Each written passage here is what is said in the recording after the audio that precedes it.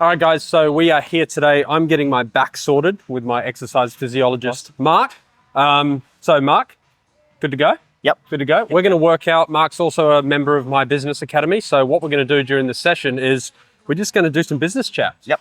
So we're going to work through some exercise for Ryan's back and just talk business. We're just going to talk business. So there'll be some exercises in here, me struggling, but also we're going to do a ton of business stuff that you can, or that can help you as well. So let's just get started, dude. Should be good. All right, sweet. What do you want me to do? Other leg.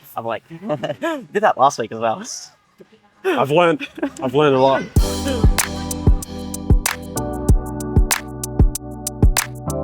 So first question I've got is really about like niching down and whether you think that's important. Like I know myself as an exercise physiologist that sometimes you feel like you can help everyone, but I guess a lot of the business stuff you see these days, or business advice is like, oh, you need to niche down so you know who you're talking to, all this sort of, that sort of jazz. What's your opinion on niching down?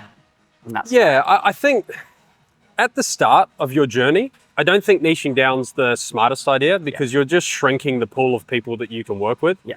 And I think it's really important, especially for someone like, starting out, to work with everyone. Yeah. Right? Work with young people, work with older people, work with people who can't move very well, work with people who do move really well. It's the same with me with golf coaching. High handicappers, low handicappers, tour pros, average players, people that don't practice, people that do practice, and learn how to actually help everyone.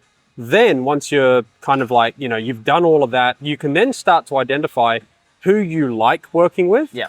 And when when you're busy and you're making a lot of money, you can then afford to go, hey, I don't work with that type of person, right? So for someone like me who works with golfers, if you don't practice, like go see someone else. Yeah. Like so, but at the start of my journey, oh, you don't practice? Okay, well, let me try and help you on this lesson tee right now. So I think when you get better at what you do and you're busier and you've kind of established yourself with a name, then you can niche down, because then you become that person that someone who really wants a result can actually come and see. Yeah. So because eventually, right, you're going to want your business to be associated with results. Yeah. Not just filling the diary with people to make money. Yeah. You want the people that come and see you, they are guaranteed to get a result because that's what you do.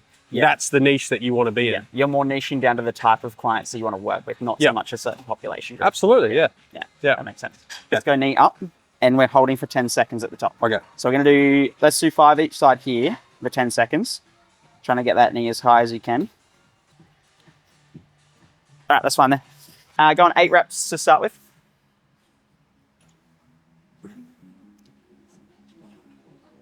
Yep. Good there? Yep, that looks good. Big brace at the top. Remember to think about sitting the hips back as you go down. Yep, nice. Very good, nice. Great.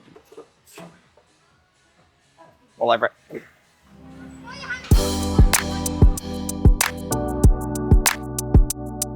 Now, next question I got for you is you preach showing your prices online and not being afraid to do that. Why do you think that's so important? Like, I feel like humans wanting to inquire about things and the curiosity that humans have is like, I feel like that would lead towards like an inquiring form or something like that that would get more leads. Why do you think it's important to show your prices and show them off to people and be like, this is what they are, this is how much it is, even if people might think that is expensive or something along those lines? Yes, there's a couple of reasons why I like showing prices. Number one, it's, it saves you time. So you could go all through this progress with a student, get them on a call, get them filling out this, get them filling out that. They might have a budget of $1,000. Your program's $3,000 and they're like, oh, that's way too much. I didn't want to spend that much. Yeah. So all of a sudden that was like a waste of your time. And you wasted their time too. Right? Secondly, if you want to go and buy an Apple product, you know exactly how much that Apple product is, right? Now, Apple is like, one of the top premium, phones and iPads and all that, and yet they show prices. So if Apple are going to show prices, to me, that just makes it so that if coaches aren't showing prices, I feel like what they're trying to do is they're trying to almost like sell, right? They get them on calls and, in your industry, it might be like, oh, but I thought you wanted to play with your kids more. And I thought in my opinion, I think a lot of people start to guilt trip people into working with them. Yeah. Right? As opposed to just going, look, here's my prices, here's what I offer, here are the results that I get. And at the end of the day, someone, and I said this to you a while ago, right? When my back was really sore in the USA, Yeah. if someone had a program for $2,000 Yeah. right then and there that I could purchase and actually solve my back issues, Yeah. I would have bought it. Yeah. Now, if they had said, I can solve your back issues for you in 6 weeks, apply here, are you the right fit for me? All this kind of stuff. Like I would have been like, I don't really want to apply. Yeah. I just want to buy your program. Like allow me to buy your program. Yeah. And one of the best kind of stories of that for me is one of my students, one of my best students, she played in her club championships and she played terribly. Yeah. That night she jumped online, she signed up to my program. She's still with me today. Yeah. A year later, she won that same club championship. There you go. That's so cool. But if I had an inquire here form or whatever it might have been, she may not have joined. But she joined on the spot because she was at her lowest in her golf game. Yeah. And she was like, Ryan's the answer. I'm signing up right now. Yeah. So being open, you know, with your pricing and everything, you sign the right people anyway. Yeah. You are going to sign the people that actually can afford you, Yeah. want to work with you, as opposed to getting tire kickers Yeah. that are coming in going, oh, you know. Looking to get a cheap program or help. Yeah. Yeah. So, Or like a quick fix or something like yeah, that. and don't be afraid of your pricing. If you're expensive, own it, man. Yeah. Own it. And back it up. Yeah. Yeah. Yeah. Yeah. For sure. And one more. Yeah, good mate. Put on.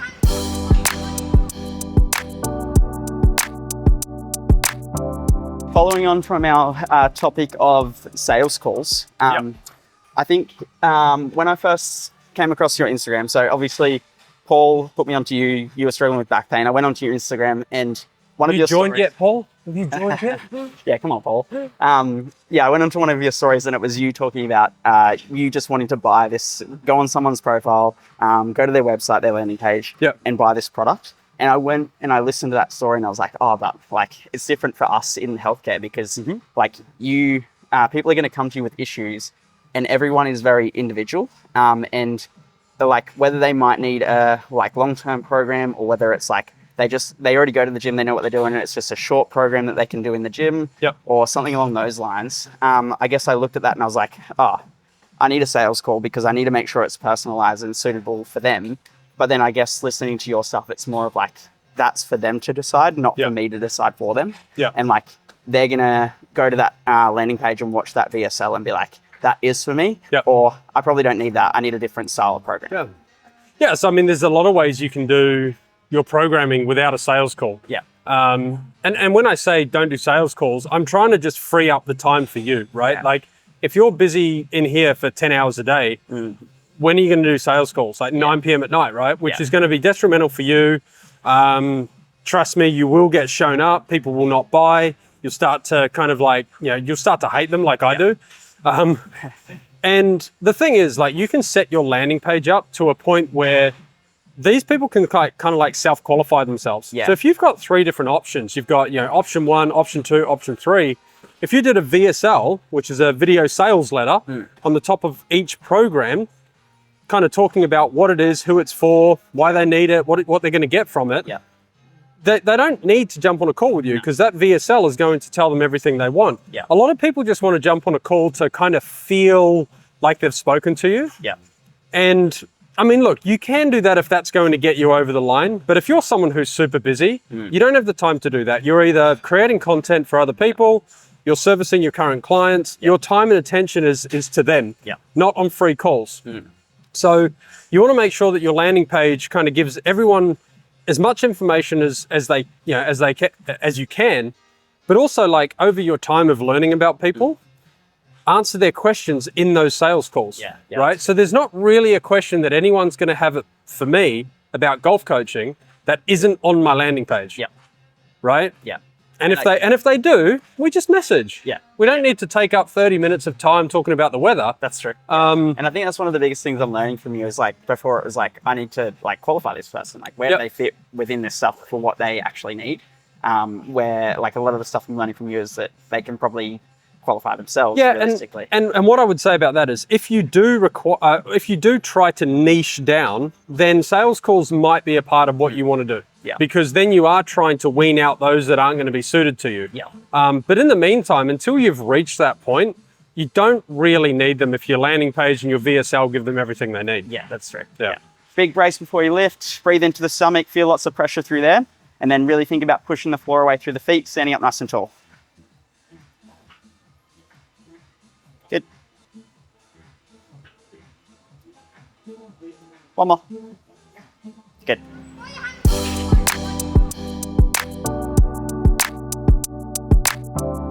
One big question I did have for you is how you deal with the ebbs and flows of business Yep. in itself. Yep. With great difficulty. Yep. Yeah, I mean, ebbs and flows of business, mate. When you run your own business and you're in charge of everything and it's all up to you, you're going to have good days, you're going to have bad days. Yep. I would try to zoom out a little bit Yep. and have a look at the longer picture. Yep.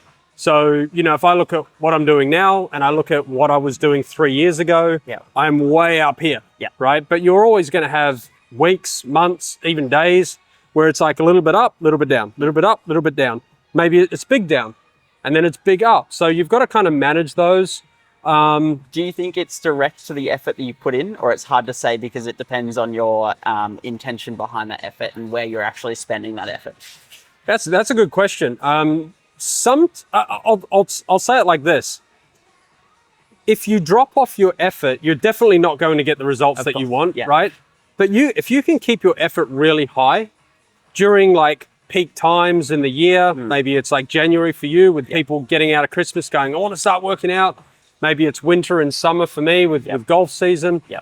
If you can keep that effort up, you're going to have times in the year where it's like you see the best stuff, right? It was all worth it. The hard thing is keeping that effort when you're seeing maybe a little bit of a decline because it's midway through the year, or for me, it's like, you know, people are coming into winter and their golf season's over. So all you can control is the effort that you're putting in. Yeah. And you don't always get the reward for that straight away. Not straight away. No. And the big thing is, like, I've had so many people come and see me for coaching who have literally said to me, Ryan, I've followed you for the past year and I'm finally taking action. Yeah. And like for me, when I hear that, I'm just like, man, whatever I put out right now today is helping me make a sale in a year's time. Yeah. And if you can continue to think about it like that and not be so, why aren't people joining me, you know, yesterday or tomorrow? Then you'll be way better off. So all you can control is your effort now. Yeah. And you'll see it in the future. And I feel like, and this isn't, you know, plugging the promo for your business coaching or anything, but I also feel like sometimes it can be good to have a bit of a mentor along with that, because then you have a little bit of extra direction on where to spend that effort as well. And you're not just feeling a little bit aimless and working hard, but you actually know what you're working hard on that's going to get you the results. Like, obviously you're basing that off other people's experience and things like that, but it helps give you a little bit of extra direction on where to focus your time. Yeah. And I mean, you know, I've learned from mentors my entire life. I've never really been on my own in my journey. I've always had someone to reach out to, someone to learn from. Yeah.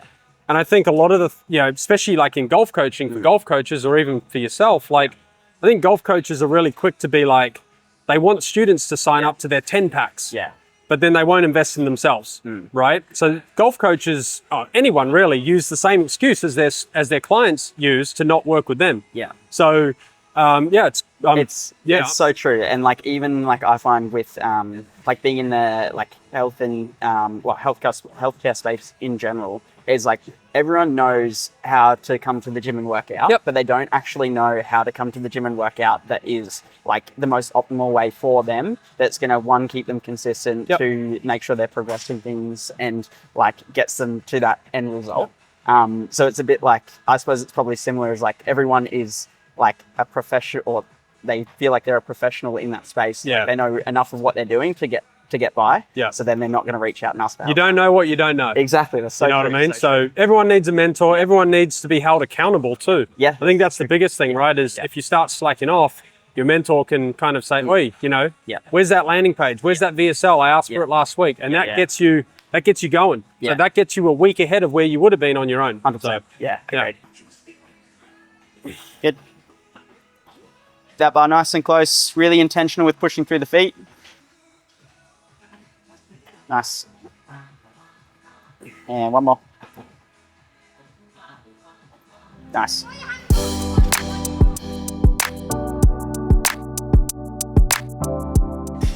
If you were to start from scratch in my space as an exercise physiologist, so working with people with injuries, different medical conditions, or just helping them be fitter in general, and you were wanting to do that online, where would you start?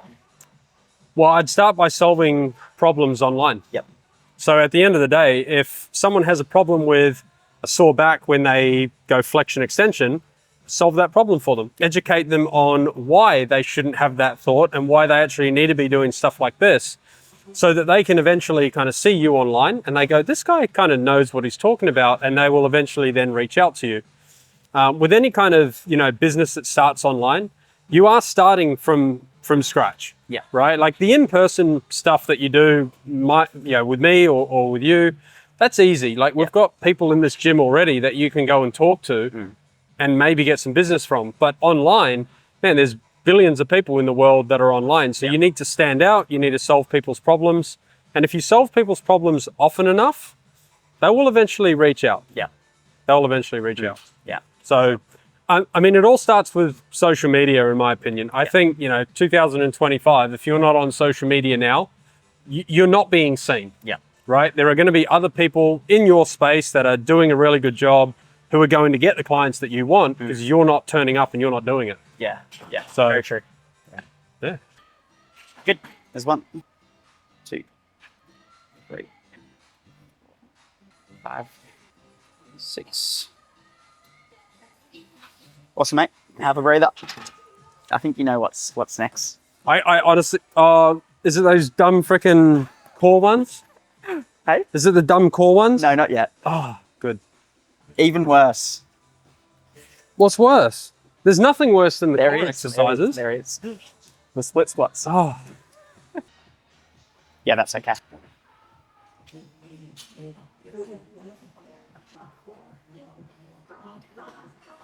Six, cool. Other side.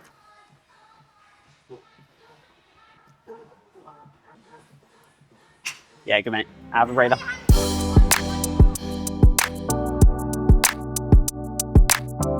How important do you think having a good landing page or like website in general is for your business? Like when I used to just do some PT stuff and I used to do some online PT, I guess I actually had a mentor then as well. And a lot of it was, you don't need to build a website, just sell off social media, do sales calls, like sell them in the DMs, whatever.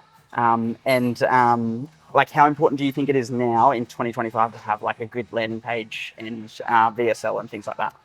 yeah, well, I definitely don't think you need a website. Yeah. So I think this day and age, you really only need one page that gives people the information they need to buy from you. Yeah. That's it. So really the funnel that you want is social media. Yeah. Right? People are going to see you on social media. Hopefully you then have, say, like a lead magnet. Yeah. So you're giving away, the 5 best exercises for, improving your lower back or whatever it might be. They then download they download it and they have to give you their email as a result, right? Now that you've got their email, you can then sell them, right? So basically social media, they then go to what we call like a squeeze page, which is where they download your lead magnet. And then from there, you've got their email, and then you can kind of email them about your programs, your offers, your services. And that's where they go to the landing page to buy. So that landing page is the last thing that they see before they buy. Yep. So that landing page needs to be really good because it needs to give them all the information that they need to not need a sales call from you, right, in order to buy your services. So at the end of the day, a good VSL, kind of introducing yourself, telling them a little bit about the program, and then all the stuff on that landing page. Make sure it's clean. Don't clog it up with stuff. I recently did a landing page kind of critique in the mentorship, right? And it was just full of stuff. And I'm like, where do I go? Like, this is so messy. Just make it clean. So VSL, VSL, a few things about, who they are, what they get from your program, who it's for, all that kind of stuff. And then from there, they buy your program. So it's essential to have a good landing page. Otherwise, you will have to rely on sales call, which no one wants to do, but also like you don't want to rely on them. Yeah. Because again, when you start to get really busy with your business, the last thing you're going to need to or want to be doing is sales calls. Yeah. But then if you don't do that, how are you going to make sales? Yeah. Right? Because So it's kind of, yeah, exactly. So you then need to have that really good landing page for them to buy from. Yeah. Yeah. I like it.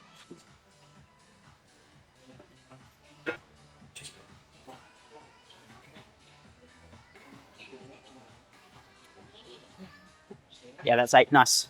Swap it over. Get yourself a mentor, otherwise I would have just done 6, not 8. And I had more in me.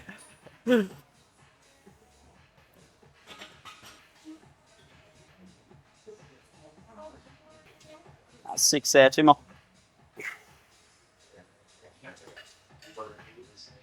Yeah, very good, mate. Have a breather.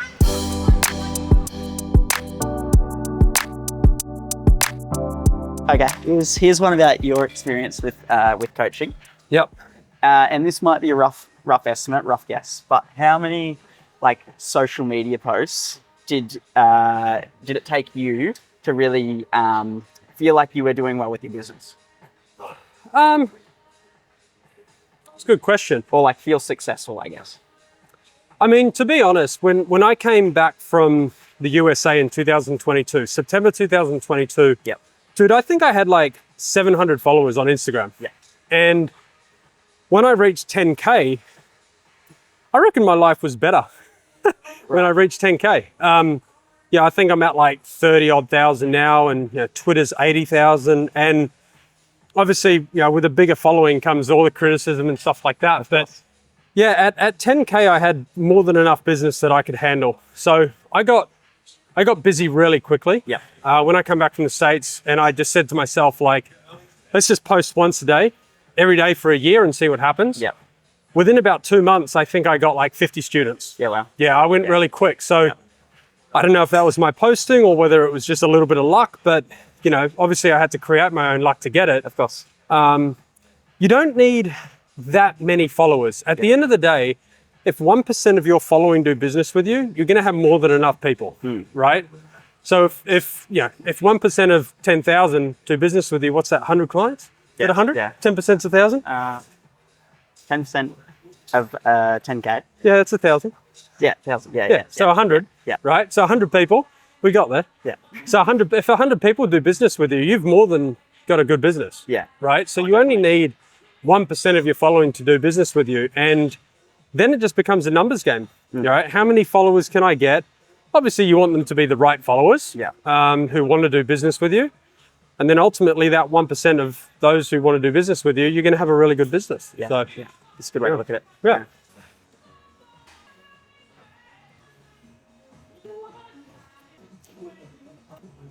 That's 6, 2 more.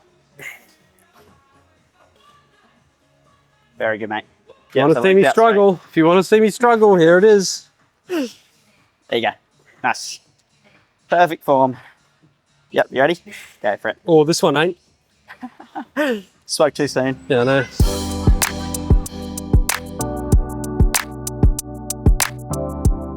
What's your opinion on where AI is going in the coaching space? How it can help or hinder what we're doing, and yeah. Yeah, it's a tough one to answer, I think, because I think it's moving so fast that no one really knows what it's going to be capable of in 24, 36 months, right? Like, I think one of the biggest things that I use it for is scripting YouTube content. Yeah. So, if you're someone who's doing YouTube content and you're struggling for ideas, what I like to do is go and find maybe the most viewed YouTube video in your space, whether you're an exercise physiologist, golf coach, PT, whatever it might be. And let's say the video's 12, 15 minutes. Take the transcript out of that video, pop it into ChatGPT, ask it to do some bullet points for you, what it's talking about, and then you can kind of create your own video on the back of that. Don't copy it word for word, Of course. but make your own kind of video, and that can really speed up the process. So I think it's helping with a lot of things like that. But in regards to the coaching space, it's a hard one, man. I know a lot of golf coaches use it for practice plans. Yeah. Yeah, exactly, right. It's kind of like, I don't know. I don't know where it's going to go, to be quite honest with you. It's not that I'm an expert in that space, and I'm keen to see, how it can help. Yeah. I think the one thing it is doing with golf coaching is people practicing. So let's say they take a lesson and the coach gives them things to work on.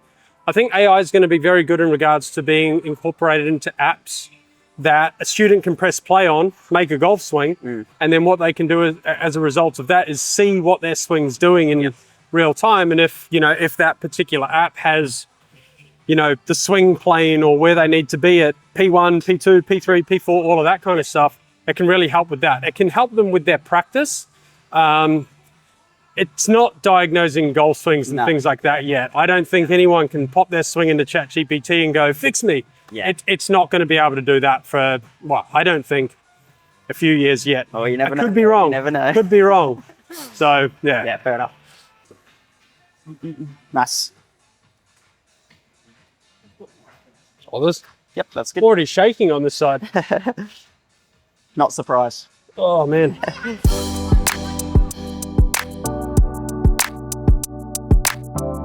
Now, I guess another thing as well is I don't think I'll ever fully take out my in-person side of my business. One, because I really enjoy it and the interaction side of it is really good as well. And I feel like nothing will quite match it in terms of being able to be there in person, seeing how someone moves, changing it in the moment, rather than say seeing it on a video or something like that. And I don't think I'll ever take that out of my business. And, for now, I don't see myself doing anything else in the future in terms of career-wise.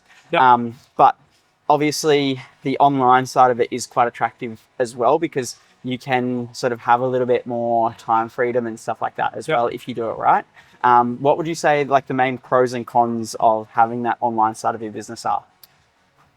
Well, obviously, obviously as someone like yourself who really enjoys being with people, the interaction, like what we're doing right here, if you really enjoy that, keep doing it. At the end of the day, we've got to do something in our life that we enjoy and what we like to do. The only thing I would say is you're missing out a lot of people if you're not online. Well, that was my thing as well, is you don't, with this being the location that you're at, there's so many other people out there that you can help. I've helped another golfer from the US and different things like that, help my mum online, help lots of other people that... and I think if you're not online now, I think you are, and if you're this way inclined, I'm not saying you have to be this way inclined, but, with the amount of people that are in the world, you're missing a massive opportunity to reach more people and to help more people, more importantly. There are a lot of people out there that could do with your services, right? And, the bigger you get online and the more you help people with their problems, the more people are going to want to come and work with you. Now, those people might not be within the 25 or 50 kilometer or mile radius that you're in. So you have to have something available for them to sign up to and so you can help them. But the other good thing about online is you can actually work more with your students that you see in person. Which is called pretty much like a hybrid model, right? So you have your in-person, student, and you say, hey, on Wednesday next week, can you film me 10 minutes of you working out doing this exercise? Send it to me so I know that you're doing it correctly. And that's how I do a lot of my golf coaching stuff is so many people don't do the drill correctly. I might give them a takeaway drill and I want to see them do the drill correctly before they head to the range and hit balls. So the whole point of online is show me you can do the drill properly. And then I'll give you the go ahead to say, hey, you're doing it right, go to the range. So there's so many pros to online. You don't just have to go, I'm now quitting in person and go straight online. Of course. Right? So, I think that's a good answer. So here in this scenario, what I'm going to get you to do is we're going to go with the side that the cable's on. We're going to go that foot forward. I know you'll get this wrong anyway. I know. But, so side that the cable's on, that leg is forward. From there, we're rotating all the way across like this. Same foot, Ryan. Same foot. That's the one. There we go. All right. So a little bend through the knees. Nice and upright through the torso, so don't lean too far forward. There looks good. And then rotate all the way across. Good. Yeah, good.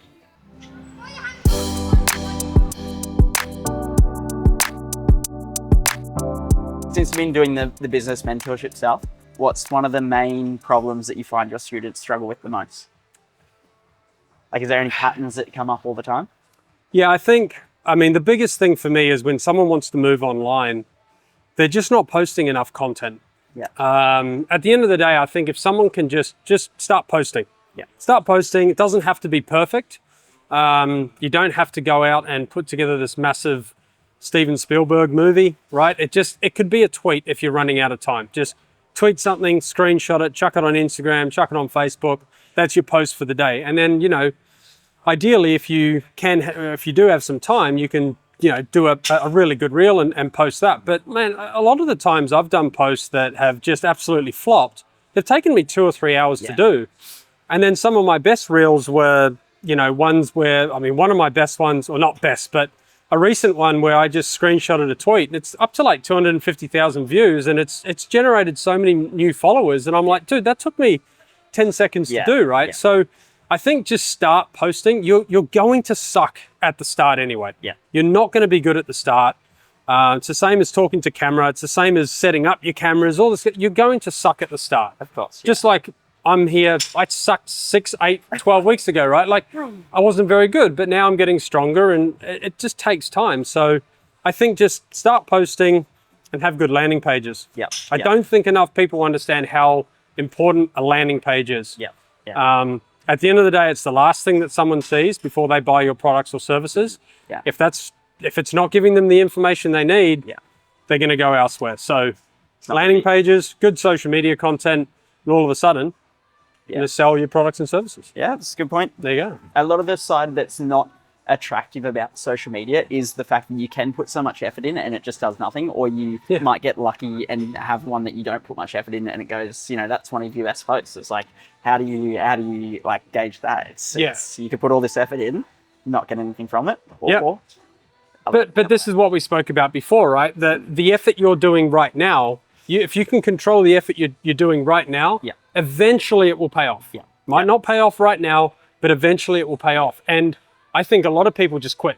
Yeah. Yeah. I mean, at the end of the day, if you quit, you're not going to get anywhere anyway. So you've got two options. Keep going. You might see the result later on. More than likely you will. Yeah. Or quit and never see it. So Very at true. the end of the day, wise words. don't quit. You got it wrong.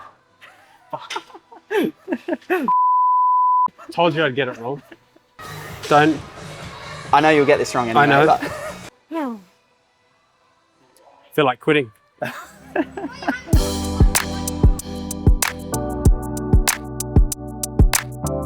The last question to leave the video on is, for me at the moment with where I'm at and everything we've spoken about, what is one massive piece of advice you'd leave with me that you think would really move the needle for me? I think you're on the right track with everything you're doing. I mean, you're in the business mentorship. So no, but honestly, I think, you know, with our conversations that we've had, improving your hooks in your videos, really important. Yeah. Because at the end of the day, like the hooks that you use in your videos, they're going to be what people click on or not. So in order to get your stuff seen and your content seen, we need to improve those hooks. I know that you've sent me a few in the past and you're like, how does this look? Would you change anything? And in my mind, I've got like this hook already created for you without even being in your industry. It's like a completely different like mind and thought. Yeah, and that stuff happens through repetition and just practice and studying your own content and things like that. But dude, honestly, I think you're on the right track. You're passionate about what you do. You love helping people, which is a massive start. Even just by talking to you, you love being here helping people. So as long as that doesn't go away, I think you're going to do really good things. Be super open to the online stuff because I think it's going to open up a lot more doors than it will be just working in here with the people in your area. So I think you're doing a good job. Thanks, man. Appreciate it. Yeah, all good. All right, guys. So that was it. My legs are like jelly. I can't feel my legs and I've got to go down a set of stairs on the way down, which I don't think I'm going to be able to do. But Mark, appreciate it, dude. Thank you, man. All right, appreciate it. If you want to see Mark for any of your exercise physiology things, needs, yeah. Where can they find you? Injuries, conditions, anything like that, or you're just wanting to get a little bit healthier, a little bit fitter, not sure where to start. EP_Mark H on Instagram or Triple M Health on YouTube. So there's a couple of podcast episodes there, even some with another golf pro or golf coach, which is pretty interesting as well. So perfect.